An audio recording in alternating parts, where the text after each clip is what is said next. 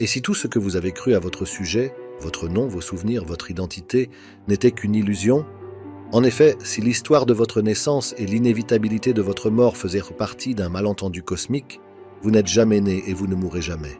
Cela semble impossible, n'est-ce pas? Cependant, suivez-moi. Il ne s'agit pas seulement d'une énigme philosophique. Au contraire, c'est une clé qui ouvre la porte de votre véritable nature, une nature illimitée, intemporelle et qui dépasse les limites de l'esprit. L'idée de ne pas naître ne consiste pas à nier le corps ou le monde physique. Au contraire, il s'agit de voir à travers l'illusion de la séparation, de croire que vous êtes un individu limité naviguant dans un univers extérieur. En outre, John Wheeler, une voix moderne de la non-dualité, l'a clairement exprimé. Vous n'êtes pas ce que vous pensez être. Vous n'êtes pas une personne qui essaie d'atteindre l'illumination. Vous êtes la conscience dans laquelle toutes les choses apparaissent et disparaissent. Par exemple, imaginez des vagues s'écrasant sur le rivage. Chaque vague semble distincte et séparée. L'une monte, l'autre descend et une autre suit. Cependant, en y regardant de plus près, on s'aperçoit qu'il n'y a pas de véritable séparation entre la vague et l'océan lui-même. De la même manière, vous n'êtes pas une vague distincte mais l'océan infini. Vous n'avez ni début, ni fin, ni rien à perdre. En conséquence, ce n'est pas une théorie, c'est quelque chose que vous pouvez voir par vous-même. Êtes-vous au courant que notre réalité est gouvernée par des principes anciens et profonds? Le livre Le Kybalion révèle des secrets hermétiques en expliquant le fonctionnement de l'univers. Cliquez sur le lien dans la description ci-dessous pour obtenir gratuitement votre exemplaire du Kybalion. Le monde dans lequel nous vivons n'est que la réalité par défaut. Il en existe de bien plus puissantes. Cliquez sur le lien dans la description ci-dessous pour rejoindre gratuitement le portail et sauter dans une nouvelle réalité. Dès maintenant et au cours des prochaines minutes, nous allons éplucher les couches de l'illusion, examiner la nature de la réalité et explorer les raisons pour lesquelles le concept de vous, celui auquel vous vous accrochez tant, est à l'origine de toute souffrance. Ainsi, dépassons l'esprit et entrons dans la vérité, car une fois que vous l'aurez vu, vous réaliserez que vous n'êtes jamais né. Et c'est la découverte la plus libératrice qui soit. Fermez les yeux un instant et demandez-vous « Qui suis-je » Votre esprit se précipitera immédiatement sur les réponses. Je suis un parent, un enseignant, un artiste. Je suis quelqu'un qui aime, qui lutte, qui rêve. Cependant, arrêtez-vous un instant et creusez plus profondément. Qui est la personne qui dit ces choses? Qui appelle ces pensées miennes? C'est ainsi que l'illusion commence. Dès notre naissance, nous sommes conditionnés à croire en une identité distincte, un moi qui se distingue de tout le reste. On nous apprend que ce moi a des limites, qu'il commence avec notre peau et se termine avec le monde extérieur. De plus, nous portons cette illusion comme un insigne, la renforçant dans chacune de nos pensées, de nos émotions et de nos actions. Néanmoins, vous êtes-vous déjà arrêté pour la remettre en question? Examinons cela de plus près. Imaginez que vous tenez une tasse d'eau. En effet, il était facile de penser que l'eau est séparée de l'océan, mais si vous la reversez dans la mer, où va-t-elle? Pouvez-vous préciser le moment exact où elle cesse d'être de l'eau dans une tasse pour devenir l'océan? De la même manière, ce que nous considérons comme « moi », cet ensemble de pensées, de souvenirs et de sensations, est comme l'eau dans la tasse. Toutefois, elle semble séparée, mais en vérité, elle a toujours fait partie de quelque chose d'infini. Or, voici le problème. Nous croyons si profondément en ce moi séparé que nous passons notre vie à le défendre, à le nourrir et à craindre de le perdre. Nous pensons « c'est mon corps, mon esprit, ma vie ». Mais est-ce vraiment le cas? Réfléchissez-y. Votre corps change constamment. Les cellules qui composent votre peau, vos organes et même votre cerveau. Elles sont remplacées au fil du temps. Le corps que vous avez aujourd'hui n'est pas le même que celui que vous aviez il y a 10 ans. Ainsi, comment pouvez-vous dire qu'il est vraiment vous? Et qu'en est-il de vos pensées? Effectivement, elles sont fugaces, n'est-ce pas? Un instant, vous êtes heureux, l'instant d'après, vous êtes triste. Un instant, vous croyez en quelque chose de tout votre cœur, et l'instant d'après, vous changez d'avis. Si vos pensées changent constamment, comment peuvent-elles définir qui vous êtes? Continuons. Allons encore plus loin. Imaginons qu'une pensée surgisse. J'ai peur. Où se situe cette peur? Est-elle dans votre esprit, dans votre corps, ou est-ce simplement une sensation passagère, comme un nuage qui dérive dans le ciel? En conséquence, lorsque vous cessez de vous identifier à cette pensée, vous remarquez quelque chose de remarquable. Elle perd son pouvoir. John Wheeler le dit clairement. Ce que vous pensez être, cette personne limitée et en difficulté, n'est rien d'autre qu'un concept, une histoire que vous vous êtes racontée en vous basant sur des souvenirs du passé et des projections de l'avenir. Mais ce que vous êtes vraiment n'est rien de tout cela. Votre vraie nature est comme l'espace dans une pièce.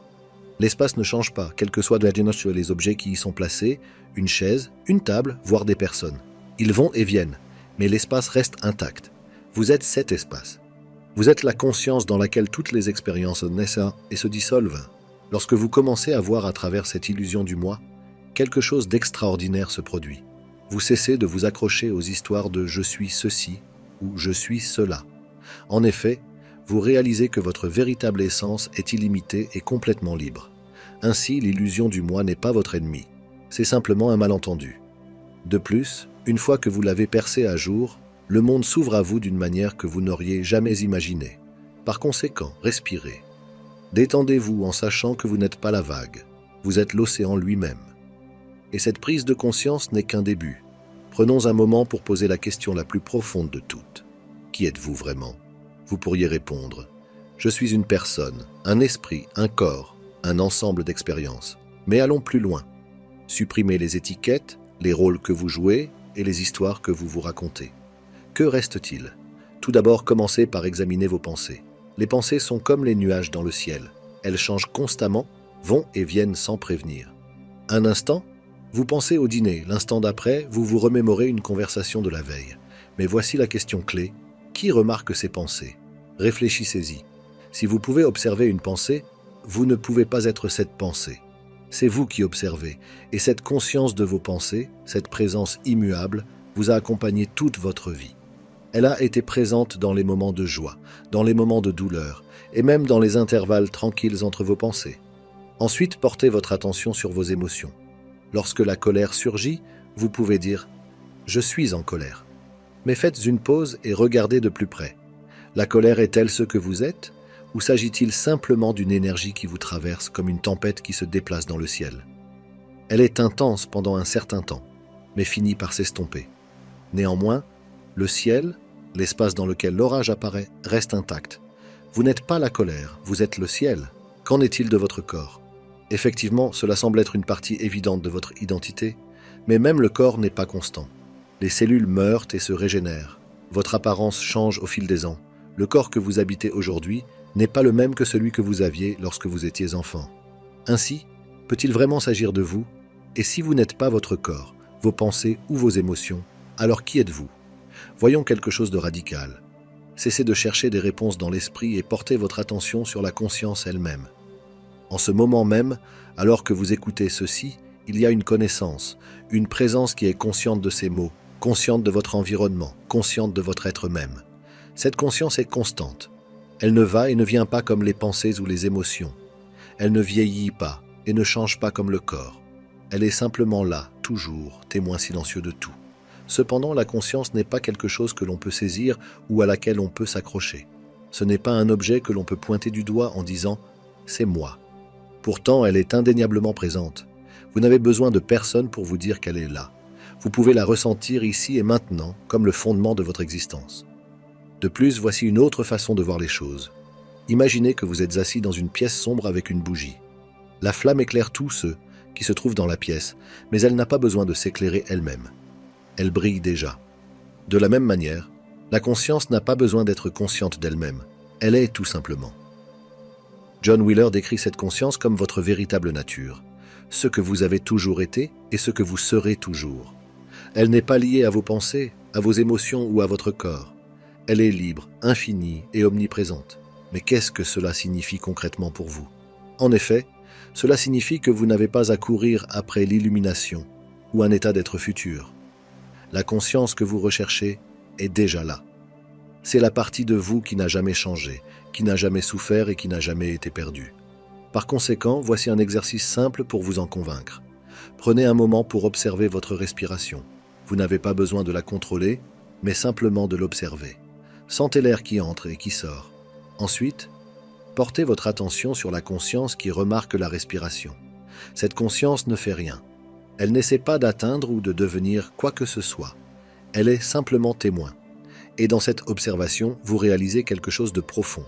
Vous n'êtes pas une personne qui fait l'expérience de la conscience. Vous êtes la conscience qui fait l'expérience d'une personne. Lorsque vous voyez cela clairement, la recherche de qui vous êtes prend fin. Vous réalisez que votre véritable nature n'est pas quelque chose que vous devez trouver ou créer. C'est quelque chose que vous avez toujours été. Ainsi, respirez profondément.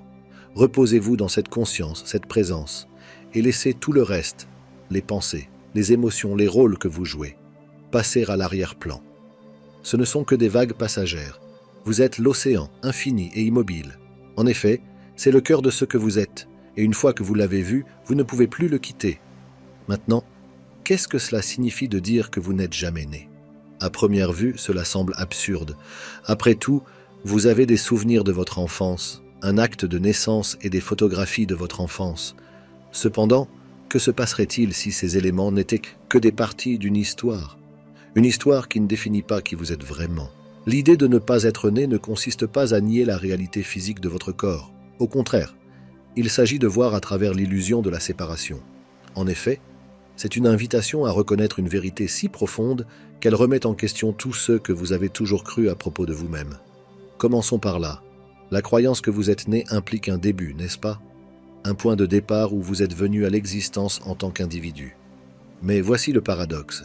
Votre véritable essence n'a ni commencement ni fin. Elle n'est pas née et ne peut pas mourir. Elle est intemporelle, illimitée et immuable. La croyance en la naissance vous enferme dans l'illusion d'être un moi limité et séparé. Un moi avec une histoire, un nom et un passé. Cependant, la vérité est que vous n'êtes pas votre histoire. Vous êtes la conscience dans laquelle l'histoire se déroule. Vous n'êtes pas un moment dans le temps.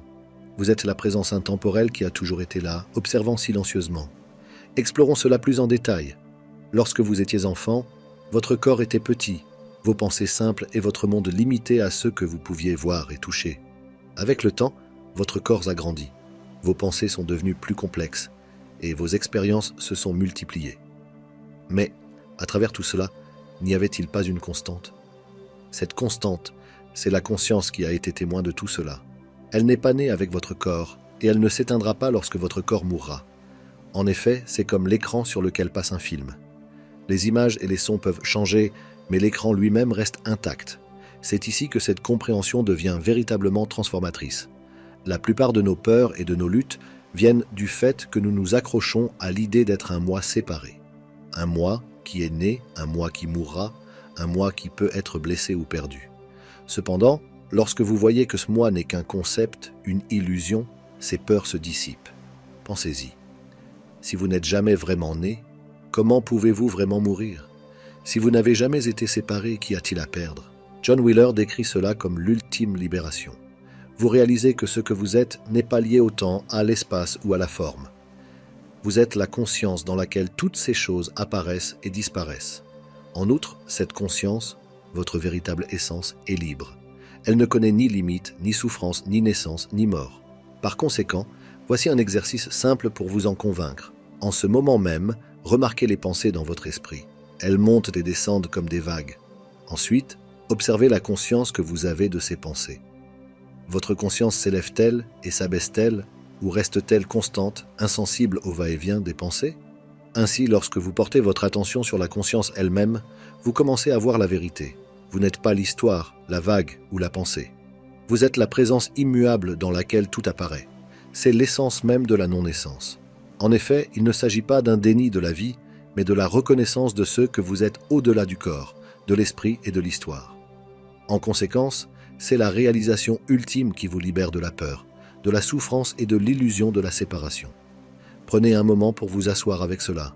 Vous n'avez jamais été lié, vous n'avez jamais été limité et vous n'êtes jamais né. Vous êtes l'océan, vaste et infini, sans commencement ni fin. L'ego est la pièce maîtresse de l'histoire que vous vous racontez. Il murmure « je suis ceci, je suis cela ». Il revendique la propriété de vos pensées, de vos actions et même de votre valeur. Cependant, vous êtes-vous déjà demandé « qu'est-ce que l'ego en réalité ?» Pour la plupart d'entre nous, l'ego est au cœur de notre identité. C'est la voix dans notre tête qui raconte chaque instant de notre vie, le sentiment d'être un « moi » distinct de tout le reste. Mais en y regardant de plus près, vous découvrirez quelque chose de surprenant. L'ego n'existe pas. Commençons par un exercice simple. Fermez les yeux et pensez à la pensée « je suis moi ». Remarquez ce que vous ressentez. Cette pensée vous semble-t-elle solide comme une vérité indéniable ou comme une simple pensée qui traverse votre conscience? Voici le secret.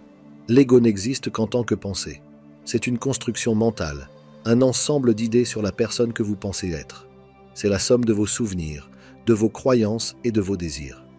Cependant, aucune de ces choses n'est constante. Elles vont et viennent, et pourtant vous restez. Réfléchissez-y. Si l'ego était vraiment ce que vous êtes, ne serait-il pas constant? Mais ce n'est pas le cas. Un instant, vous êtes confiant. L'instant d'après, vous doutez. Vous avez l'impression d'avoir réussi, puis d'avoir échoué. L'ego se déplace et change à chaque pensée et émotion qui passe. Et pourtant, il y a quelque chose en vous qui ne change pas. Quelque chose qui a été avec vous à chaque instant de votre vie, tranquillement témoin de tout cela. C'est ainsi votre véritable essence, votre conscience. John Wheeler offre un aperçu puissant. L'ego n'est rien d'autre qu'une histoire, un concept. C'est la pièce maîtresse d'un récit auquel nous nous accrochons, croyant qu'il nous définit. Mais lorsqu'on étudie ce récit, on commence à voir qu'il est construit sur des hypothèses. Par conséquent, creusons un peu plus. Posez-vous la question suivante. Où se trouve l'ego? Est-il dans votre corps? Si oui, où exactement? Dans votre tête, votre poitrine, votre cœur? Si vous regardez bien, vous ne le trouverez nulle part. Ce n'est pas une chose physique. Ce n'est pas quelque chose que vous pouvez toucher, tenir ou fixer. Ensuite, réfléchissez. L'esprit est-il l'ego? Vos pensées peut-être. Il semble que ce soit le cas, mais les pensées sont éphémères. Elles surgissent, s'attardent un moment, puis se dissolvent. Ainsi, si vous étiez vos pensées, vous cesseriez d'exister chaque fois qu'une pensée disparaîtrait. Cependant, ce n'est pas le cas. C'est ici que les choses deviennent intéressantes. Le pouvoir de l'ego réside dans la croyance que vous avez en lui. C'est comme une ombre, convaincante mais sans substance. En effet, lorsque vous croyez à l'histoire de l'ego, vous vous sentez petit, limité et séparé. Cependant, lorsque vous la voyez pour ce qu'elle est, une construction, toute l'illusion s'effondre. Ainsi, comment se libérer de l'emprise de l'ego? Cela commence par une prise de conscience. La prochaine fois que vous vous sentirez anxieux, en colère ou craintif, n'essayez pas d'y remédier ou de le supprimer. Au lieu de cela, faites une pause et demandez-vous « Qui ressent cela ?» Vous répondrez peut-être « Je suis ». Mais demandez-vous « Qui est ce je » Pouvez-vous le trouver? Pouvez-vous localiser la personne qui est anxieuse, en colère ou craintive? Ce que vous découvrirez est profond. Les sentiments sont réels, mais le « je » qui les revendique ne l'est pas. Par conséquent, voici une autre façon de voir les choses. Imaginez que vous regardez un film. Vous êtes tellement absorbé par l'histoire que vous oubliez que ce n'est qu'un film. L'ego est comme ce film. Il semble réel parce que vous vous y investissez profondément. Cependant, lorsque vous prenez du recul et que vous le voyez pour ce qu'il est, vous vous rendez compte que vous n'êtes pas le personnage à l'écran. Vous êtes celui qui regarde. John Wheeler nous rappelle que briser le mythe de l'ego ne demande ni effort ni lutte. Il ne s'agit pas de combattre l'ego ou d'essayer de le détruire. Au contraire, il s'agit de voir à travers lui. Ainsi, une fois que vous reconnaissez que l'ego n'est rien d'autre qu'une pensée, il perd son emprise sur vous. Imaginez la liberté de vivre sans le besoin constant de vous défendre ou de vous prouver, sans le fardeau de porter votre histoire comme un lourd sac à dos. En conséquence, c'est la liberté qui vient en brisant l'illusion de l'ego. Respirez profondément. En cet instant, abandonnez l'idée d'être un « moi ». Reposez-vous dans la conscience qui est toujours là, toujours constante, toujours libre. Cette conscience est votre véritable moi. Elle n'a pas besoin d'une histoire, d'une étiquette ou d'un passé. Elle est tout simplement. C'est la vérité qui vous attend depuis toujours. L'ego n'a jamais été réel. Vous n'avez jamais été lié, et maintenant vous êtes libre. Par conséquent, imaginez un instant que vous viviez sans cette voix constante dans votre tête qui vous dit « Je suis ceci, je suis cela. J'ai besoin de ceci, j'ai peur de cela. » Imaginez une vie où vous n'êtes plus lié par les limites d'un moi séparé, où vous vous déplacez dans le monde avec aisance, libéré du poids du doute de soi, de la peur et de l'effort. En effet, ce n'est pas un fantasme, c'est votre état naturel. Vivre sans soi ne signifie pas renoncer à son individualité ou ignorer ses responsabilités. Au contraire, cela signifie voir à travers l'illusion de l'ego et reconnaître que la vie s'écoule sans effort, sans avoir besoin d'un « moi » contrôlant. Commençons par une simple observation. Avez-vous déjà remarqué combien d'énergie vous dépensez pour défendre l'idée de qui vous êtes? Vous voulez être perçu d'une certaine manière, réaliser certaines choses et éviter certains résultats. Mais qui est ce « vous » que vous défendez? Lorsque vous enquêtez vraiment, vous vous rendez compte qu'il s'agit simplement d'un ensemble de pensées, une histoire à laquelle vous croyez depuis si longtemps qu'elle vous semble réelle. Cependant, que se passe-t-il lorsque vous prenez du recul par rapport à cette histoire? Considérez ceci. En ce moment même, alors que vous écoutez ces mots, le monde dans lequel nous vivons n'est que la réalité par défaut.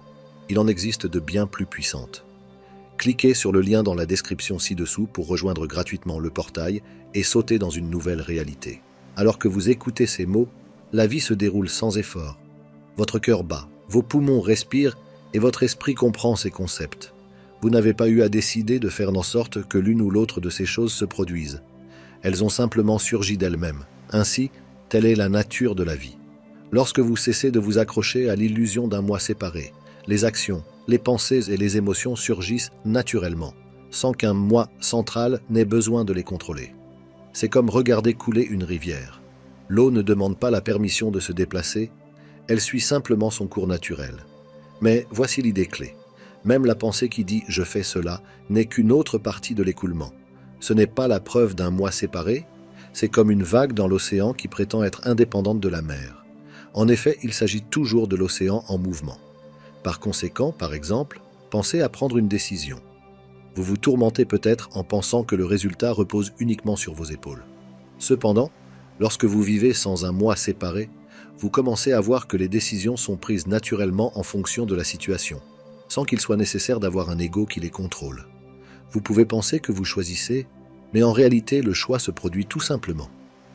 John Wheeler propose une perspective libératrice. L'idée du « je » n'est pas nécessaire au fonctionnement de la vie. C'est une habitude, une construction mentale à laquelle nous avons été conditionnés. Mais en y regardant de plus près, on se rend compte que la vie se déroule parfaitement bien sans elle. Ainsi, mettons cela en pratique. La prochaine fois que vous vous sentirez stressé ou débordé, faites une pause et demandez-vous « Qui subit ce stress ?» Cherchez le « moi » qui est censé se débattre. Pouvez-vous le trouver ou trouvez-vous simplement un ensemble de pensées et de sensations qui surgissent dans le moment présent? Lorsque vous constatez qu'il n'y a pas de « moi » au centre de votre expérience, quelque chose d'extraordinaire se produit. Le stress ne disparaît pas, mais l'attachement que vous lui portez, lui, disparaît. Ainsi, vous réalisez que les pensées et les sentiments ne sont que des phénomènes passagers, comme des nuages qui dérivent dans le ciel.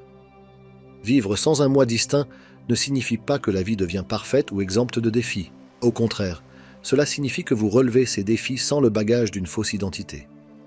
Si la tristesse survient, vous la ressentez pleinement sans la qualifier de « ma tristesse ».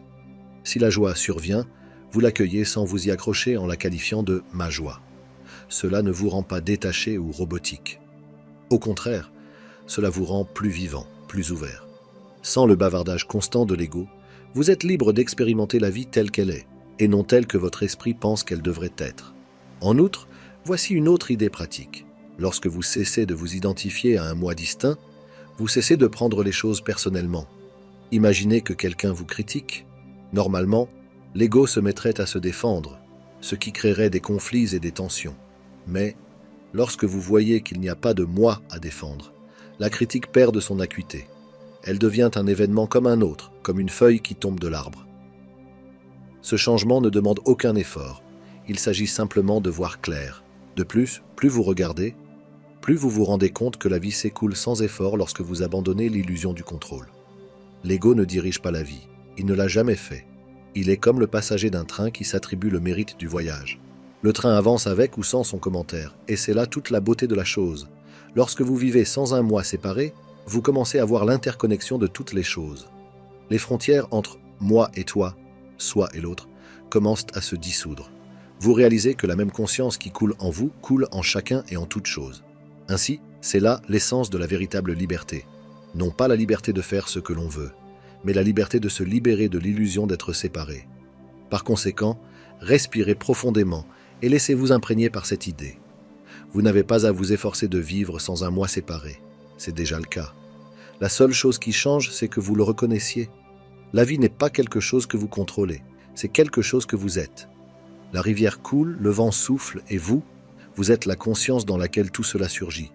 Vivre sans un moi séparé n'est pas un but à atteindre. C'est la vérité de ce que vous avez toujours été. Il est naturel de ressentir des doutes lorsque l'on rencontre des idées qui remettent en question les fondements de l'image que l'on a de soi. L'idée de ne pas avoir de moi séparé, de ne pas être né, peut sembler troublante, voire contradictoire avec votre expérience. Cependant, les doutes et les idées fausses ne sont pas des obstacles.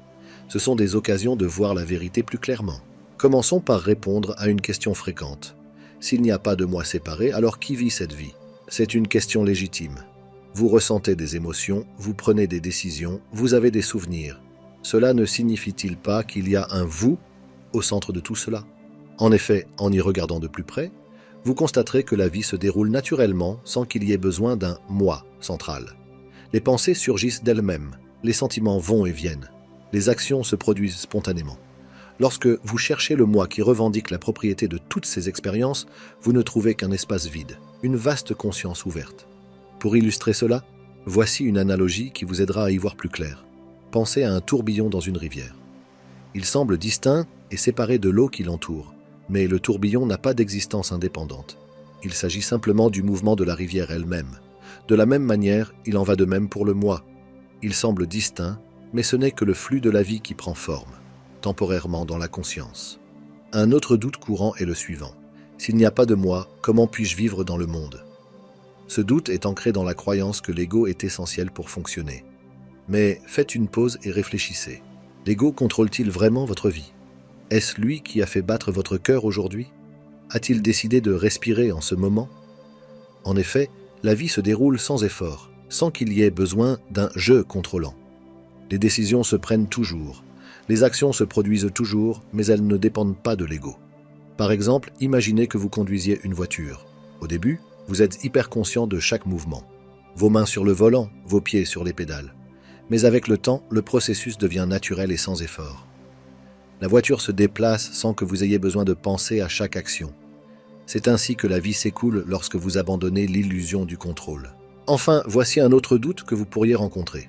Si je ne suis qu'une conscience, cela signifie-t-il que ma vie n'a pas de sens? Cette question touche au cœur de notre conditionnement. Nous sommes enseignés que le sens vient de la réussite, du fait d'être quelqu'un, de se démarquer.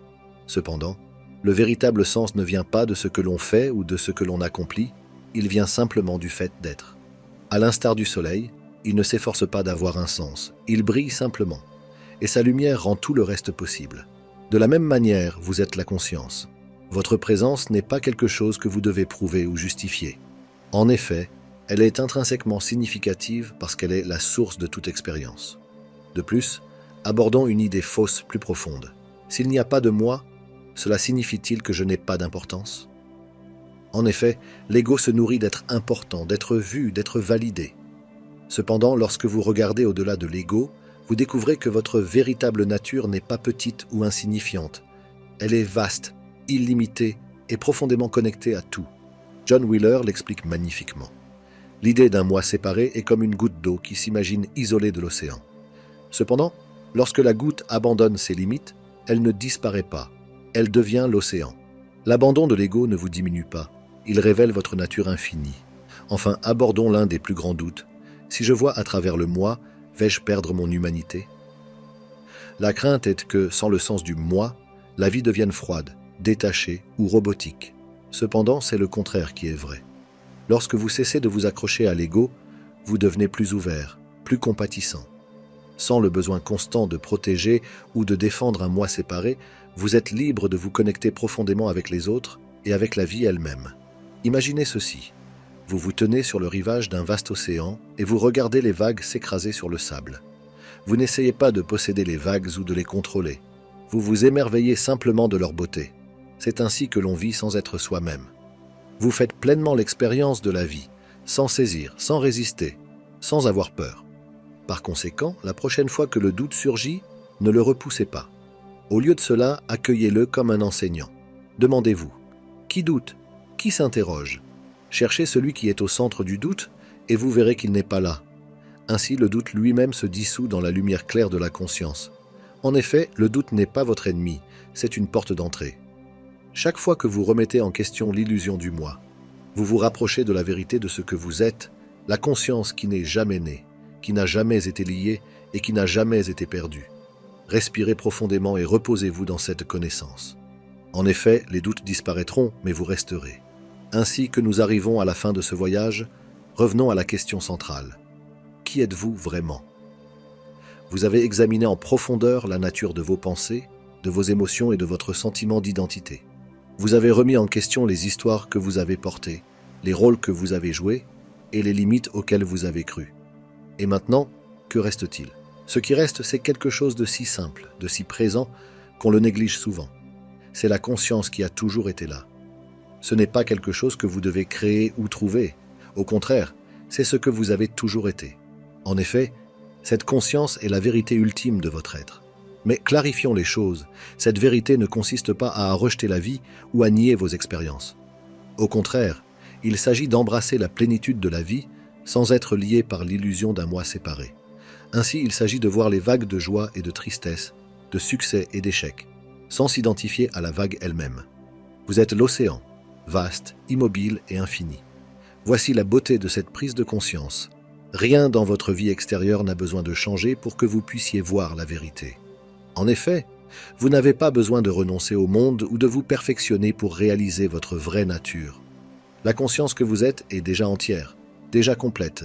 C'est ainsi que c'est comme le ciel, inchangé par les tempêtes qui le traversent. Qu'est-ce que cela signifie pour votre mode de vie? Cela signifie que vous n'avez plus besoin de courir après le sens ou de fuir la peur. Il n'est plus nécessaire de s'accrocher au passé ou de s'inquiéter de l'avenir. La vie se déploie instant après instant, sans qu'il soit nécessaire de la contrôler ou d'y résister.